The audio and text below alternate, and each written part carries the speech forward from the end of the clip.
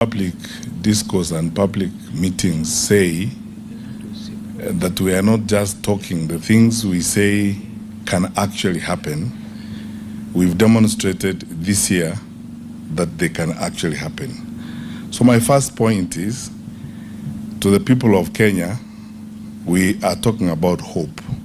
Don't lose hope, because we will restore our country to where it ought to be. We will provide real free education. The fear I have, I've not looked at the most current data, is that our dropout rate in schools could very easily have gone back to the pre-Kibaki days because of the number of children who cannot access education. The figures we have quoted here and the savings we are making in the education sector are intended to remove all the barriers to access to education. Because for a country of our size that has got the aspirations that we have, we cannot afford to have barriers to access to education, whether they're in levies, in fees, and all that kind of thing. So all those policy proposals that worked effectively during the Jubilee administration will be restored. They will work. Eduafia will work, as we have demonstrated to you, so that parents don't have to be called and hassled when their children are sick in school. We will remove some of these irrelevant and unnecessary levies and restore capitation to schools, so that school heads are able to manage schools without stress and without undue pressure. What I would like to say, I said over the weekend, and I reiterate it again, that on this one issue of education, it's necessary, and we are asking the president and his government. You know, time lost, a year is too long in the education sector. We can have an all-parties conversation, and we have demonstrated what can be done to save the crisis in the education sector right now. They could start with this year's budget and this year's finance bill and save the situation in the education sector. I have noted that the only change the president has been able to do is to appoint Mr. John Ololtua as the new PS, as the Minister of Education. John is a good guy. He was my regional director of education when I was minister, but that is not enough. They need to have a different mindset in the way in which they are looking at the education sector, so that we can save our children and our parents, and most importantly, our teachers from pain. Point number 2, discipline is destiny. There is no way we are going to manage ourselves as a country outside of effective discipline. The level of wastage in government is unbearable. You have noticed clearly from the proposals we have made that we can live within our means, we can reduce some of the allocations and some of the luxuries we're engaged in. For a government our size, for a country with our aspirations, faced with the challenges that we face, some of the things we do are actually very unrealistic and almost totally irresponsible. Point number 3, we are a democracy, and democracy is government by deliberation.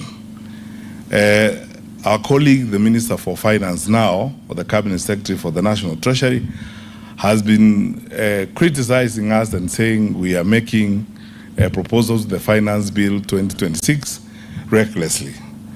And my answer to him is this: you put it forward so that we deliberate it, we give you our views.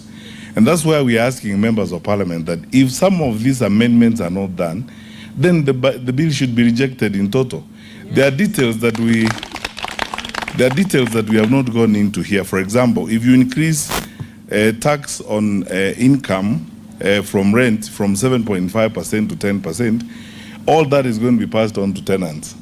The same ones who are paying SHA, the same ones who are paying housing levy, the same ones who are paying all these taxes. How will life be afforded? So we are not basically saying things because we are bored. We are saying things because we can see and we live here. And we are saying them in patriotism. And our colleagues, our fellow citizens who are in government, need to also, with the same attitude, the same positive view, take our proposals very seriously and take them in their stride and see what can be done. And I don't think, although Honorable Kalonzo Musyoka and Rigathi Gachagua did not say this, I don't think that the United Alternative Government is opposed to a conversation. Our members of parliament who are in parliament, I'm sure will be very happy to have a conversation on how these measures can be changed and these proposals can be changed in Finance Bill 2026 so that we can have a palliative situation. He asked how I was in cabinet for 10 years and we passed finance bills. We debated all the time. We negotiated all the time. In fact, in most cases, we gave away a lot. Sometimes it's a give and take, and government should be prepared to go to parliament and sometimes listen to the members of parliament, accept to lose here and lose there, reorganize here and reorganize there and readjust so that we can go forward in a manner that is essentially bearable for all of us. Finally, I don't think we are going anywhere if we adopt this attitude, like I have seen in some of our government officials, of behaving like we don't have a right or a role to point out these things. Who are you governing? You are governing us. Na sisi sio Kondoo. We are human beings. We have views. And then when we give these views, please take them. We are your brothers also. We are not expatriate Kenyans. We are Kenyans in our own right. And we are telling you these things because we believe in them. And in that same vein, I would like to encourage our leaders, first from those who are in the National Assembly and in the Senate, in the United Alternative Government, to push hard with these proposals. Because all these things we have proposed here, if you don't take them to the floor of the House and read Finance Bill 2026 against these proposals, then what we are doing here is just a political exercise. So I would like to request our brothers and sisters who are in the two houses to carry these proposals with them and read Finance Bill 2026 side by side with the proposals we are making. And in the event that our fellow citizens who are in government will not listen and make these amendments, my recommendation strongly, like that of all right-thinking and positive-thinking Kenyans, is the Finance Bill then should be rejected in total. Thank you. Now, a direct word to members of parliament as I conclude. You were not elected to be a rubber stamp.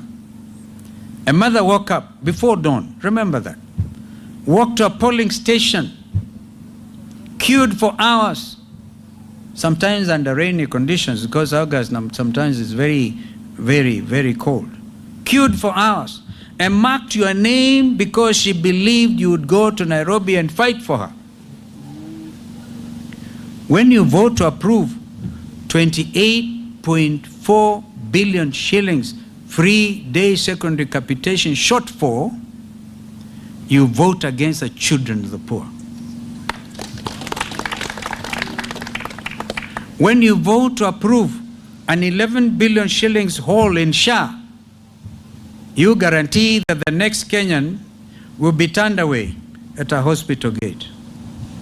When you vote for 16% VAT on M-Pesa platform fees, you tax the only bank most Kenyans have ever had.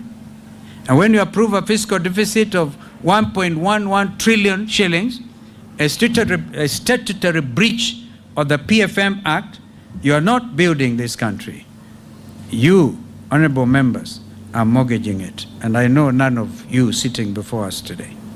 Make no mistake, history will record your vote, and in 425 days, just like the current regime, the people will have made a record of the choice you made and make it plain at the ballot paper box on August the 10th next year. Conclusion. As we combat our country, we have had victims of police brutality in our midst before we all got together here. We all remember Rex Masai was the first one to fall when we were shot at the leg. And June the 25th is around the corner. I have confirmed from Honorable Makali Mulu, and I share that with Bernard Kavuli and his colleagues, including their advocates, that some 2 billion shillings is already in the budget, but under office of the president. Would have preferred if that money went directly to the Kenya Human Rights Commission. And then, even then, it's not even sufficient. We Kenyans expect it's not enough. Like, I really congratulate my brother Rigathi for saying he is not in need of 50 million shillings for a breach caused on his own rights under the law, under the Constitution. So it is very easy for this administration to think by paying 2 million shillings to a family whose son was felled by a police bullet, you have done justice. Kenyans deserve and they demand justice. The perpetrators of those heinous crimes, even as we speak, this police continues to perpetuate those abrogations of our Constitution. Did we not hear yesterday in Laikipia, and people like Laikipia, we hear you, my colleagues will speak to you about that we're importing Ebola, and then we kill. Even when our people peacefully demonstrate, you kill them. Can you imagine a regime that arrests a Chief Justice Emeritus? We will be organizing massive demonstrations to protect the Nairobi National Park. So it is not just Chief Justice Maraga, whom they tried to harass yesterday. So we stand in solidarity. We want this money paid, the 2 billion, paid on or before the 25th of June. There should be no prevarication about this. After all, William Ruto himself announced he has a list of those supposed to be beneficiaries. And so we want Kenyans to remain alert and fully cognizant of the fact we are at a crossroads. And I thank you. Tomorrow, what you have read, this is an abridged version. The whole text will appear in the local print media tomorrow. So Kenyans can see united alternative government in action. And of course, there's a lot we can do. There's a lot because we are just dealing with their own figures. We will deal with our own in the next 1.5 years to come. I thank you. Kwa timba kali za Afrika, DAB Radio ndio mpango mzima.